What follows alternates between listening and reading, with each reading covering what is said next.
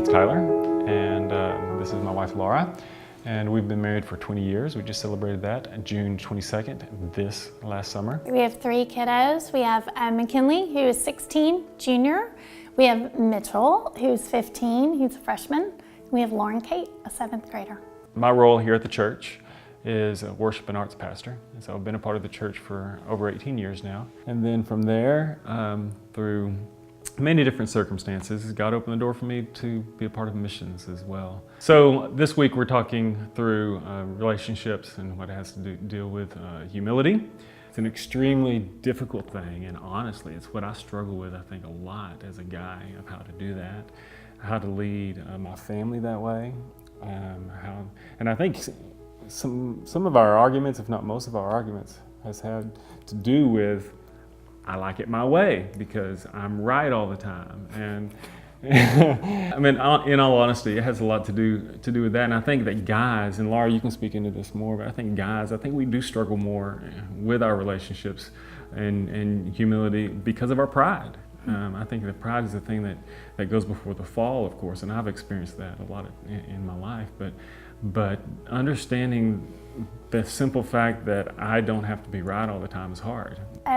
When the topic of humility came up, and Keith and I were talking through that, certainly very evident and something that we have to work on in our marriage, but it seems like more times than not in this season of life, it often falls into the category of parenting. So guys think differently than girls.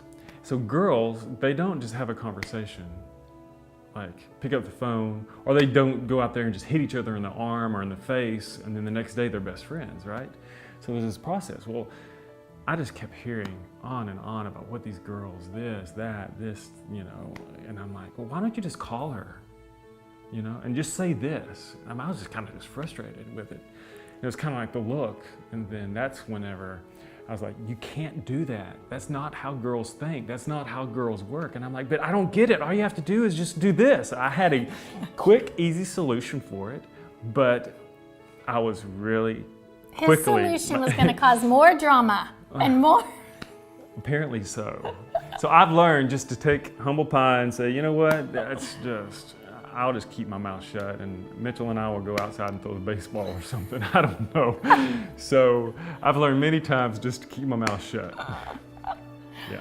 I guess a recent example of humility is Keith really felt like the Lord was leading very loud and clear to him on a direction that we needed to go and that he needed to lead our family. And I was on my knees before the Lord, just praying for that clarity. I needed to hear that, and I wanted to know, and everything in me was digging in my heels. I didn't have that confirmation from the Lord. I didn't agree with, the direction at all, and I had 2 choices. I could do what the world said I could do, and or should do, and kind of assert myself and do what I thought was best, or I could say I love this man and the Lord has put him in authority over our family, and I trust his leadership, and Lord, I don't get it at all, I have no clarity, but I'm going to choose to